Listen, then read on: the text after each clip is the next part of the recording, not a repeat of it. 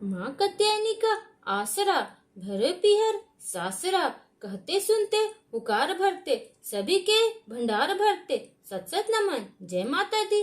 नमस्कार प्रिय भक्तगणों, आपका स्वागत है हमारे YouTube चैनल आर वर्मा। प्रिय भक्तगणों, आज की कथा बहुत ही विशेष है। आज हम माँ कात्यायनी की कथा श्रवण करेंगे। माँ कात्यायनी की कथा नित्य नियम प्रतिदिन सुनने से अखंड सौभाग्य की प्राप्ति होती है, दरिद्रता दूर होती है, शत्रुओं का नाश होता है, व्यक्ति धन्य धान्य से संपन्न हो जाते हैं, विद्या की प्राप्ति होती है, व्यापार में वृद्धि होती है, रोग दोष दूर हो जाते हैं, घर में खुशहाली आती है। ऐसे में माँ कात्यायनी की कथा कही जाए, सुनी जाए, महाफलदायी होती है। सभी देवी देवताओं का आशीर्वाद व्यक्ति के समस्त जीवन धन्य सुखमय हो जाता है। प्रिय भक्तगणों, इसीलिए माँ कात्यायनी की कथा को अंत तक सुनिएगा, बीच में छोड़कर माँ कात्यायनी की कथा का निरादर ना करें।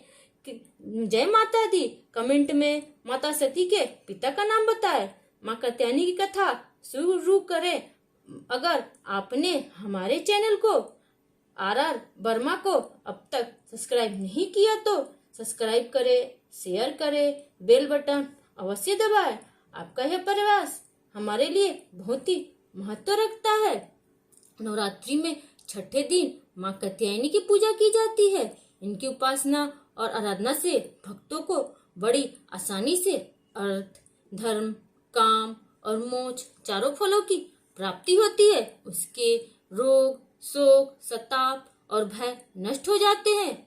जन्मों के समस्त पाप भी नष्ट हो जाते हैं। इस देवी को नवरात्रि में छठे दिन पूजा जाता है।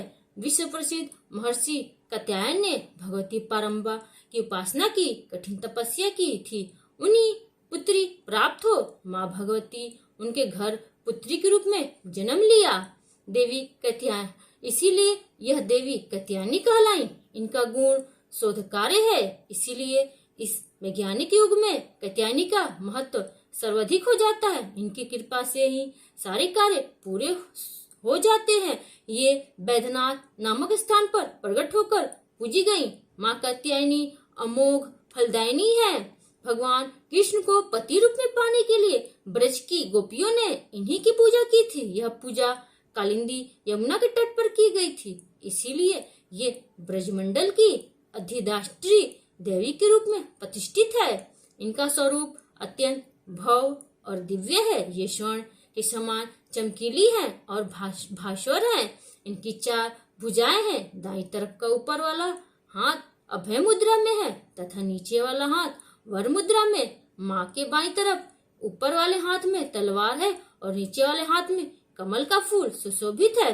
इनका वाहन भी सिंह है। इनकी उपासना और आराधना से भक्तों को बड़ी आसानी से अर्थ, धर्म, काम और मोक्ष चारों फलों की प्राप्ति होती है।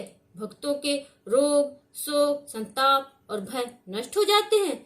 जन्मों के समस्त पाप भी नष्ट हो जाते हैं। इसीलिए कहा जाता है कि इस देवी की उपासना करने से परम पद की प्राप्ति होती है।